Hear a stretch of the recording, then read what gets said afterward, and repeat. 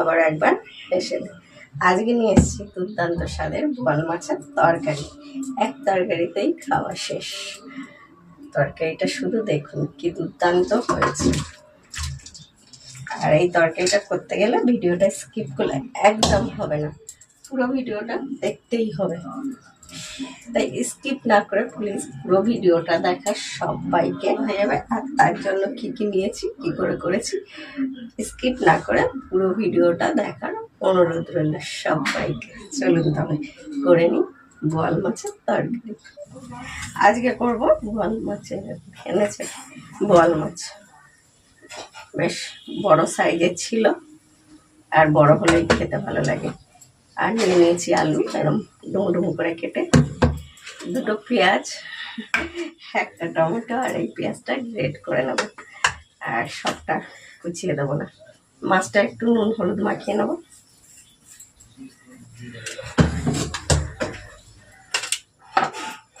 বল মাছ খেতে ভীষণ ভালো লাগে, খুবই টেস্ট হয়। একটু বড় সাইজ হলে, আর এটা বেশ বড় মাছটা। আর দিয়ে দেবো একটুখানি লঙ্কা গুঁড়ো, দিয়ে ভালো করে মাখিয়ে নেব। অনেকটাই এনেছে, আমি নিয়েছি ক পিস, 8-9 পিস মতো নিয়েছি।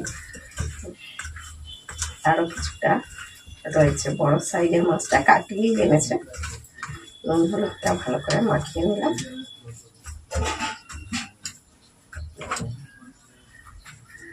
কড়াইও কষিয়ে দিয়েছি, কড়াই দিয়ে দেবো বেশ কিছুটা সর্ষের তেল। তেলটা গরম হোক, হয়ে গেছে, দিয়ে দেবো একটু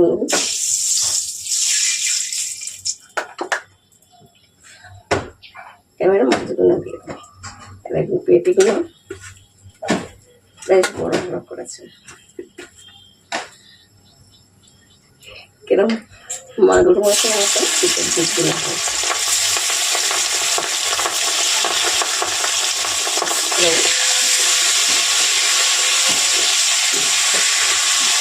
এই মাছগুলো ভাজা হয়ে গেছে।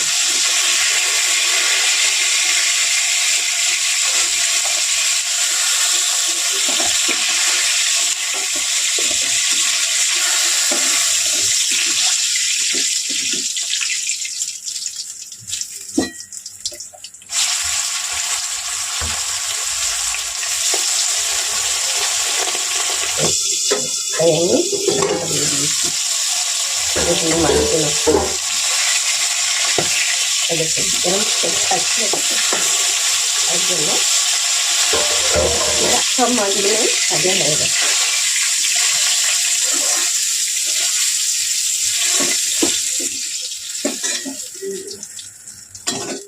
এই তেলেই আমরা আলুটা ভেজে নেব। আলুটা একটা ঝুড়িতে রেখেছি, জল ছেড়ে যাবে।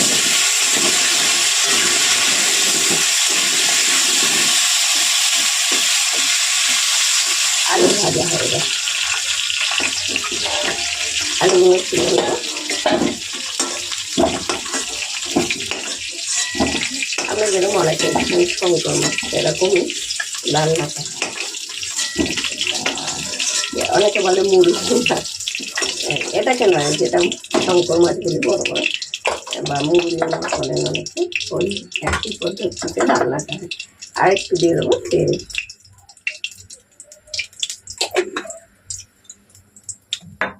তেলটা গরম হয়ে গেছে, দিয়ে দেবো একটু গোটা জিরে, দুটো ছোট এলাচ, আর এক টুকরো দারচিনি।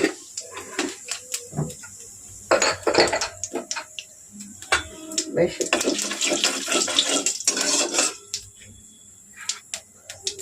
ফোড়নটা একটু এক গন্ধ ছেপে গেলে দিয়ে দেবো পেঁয়াজটা।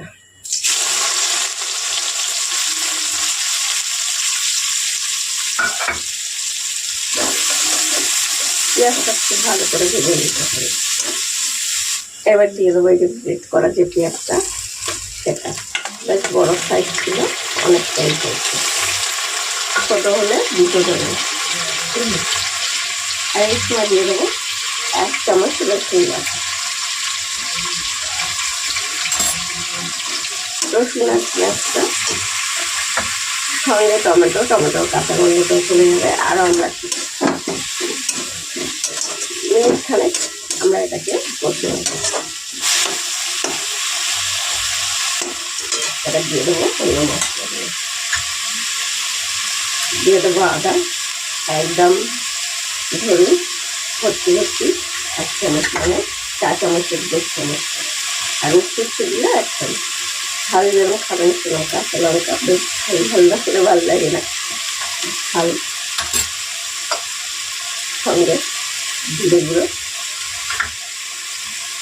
ধনে গুঁড়ো, কালারের জন্য যেহেতু আমি এখানে কাঁচা লঙ্কাটা অনেকটা দিয়েছি, শুকনো লঙ্কার গুঁড়ো আপনারা চাইলে দেবেন। দিয়ে দেবো স্বাদ মতো নুন। এবার এগুলো দিয়ে আবার আমাদের ভালো করে কষে নিতে, মশলাটা ভালো করে আমরা মেঘ পাশে কষে নিচ্ছি। বেশ তেল ছেড়ে দিয়েছে। এবার দিয়ে দেবো আলুগুলো।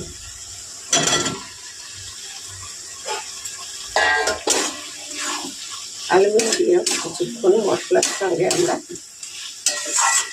একটু কষে নেব।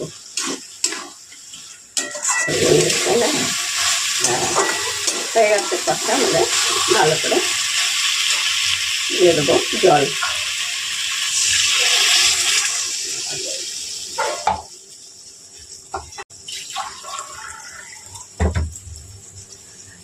2 কাপের একটু কম জল দিলাম। এটা কফি কাপ, আমি বারবার বলি। আপনারা যেরকম ঝোল রাখবেন সেরকম আন্দাজ মতো দিয়ে দেবেন।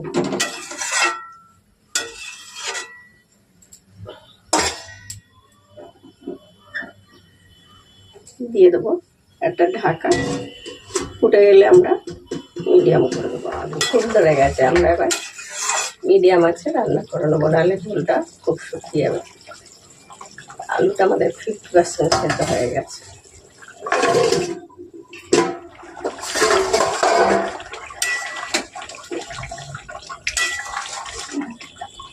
আলু আমাদের সেদ্ধ হয়ে গেছে, আর ঝোলটাও বেশ গাঢ় হয়ে গেছে। একদম মাংস খেলে তরকারিটা। এবার দিয়ে দেবো মাছগুলো।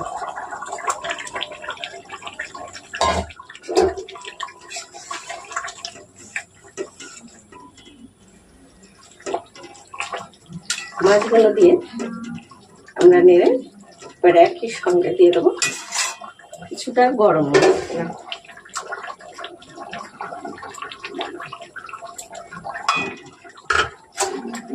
গরম মশলাটা দিয়ে মিশিয়ে আমরা মিনিট 2 আর ফুটিয়ে নেব।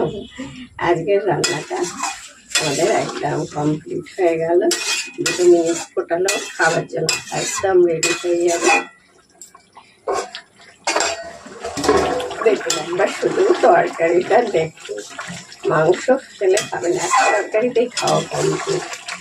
আজকের মতো মৌসুমি ফসলের রেসিপি এখানেই শেষ। সবাই সুস্থ থাকবেন, ভালো থাকবেন, দেখতে থাকবেন মৌসুমি ফসল। সবাইকে অনেক ধন্যবাদ। গ্যাসটা বন্ধ করে দেবো আর শুধু গরম গরম ভাতের সঙ্গে সার্ভ করে দেবো। এটা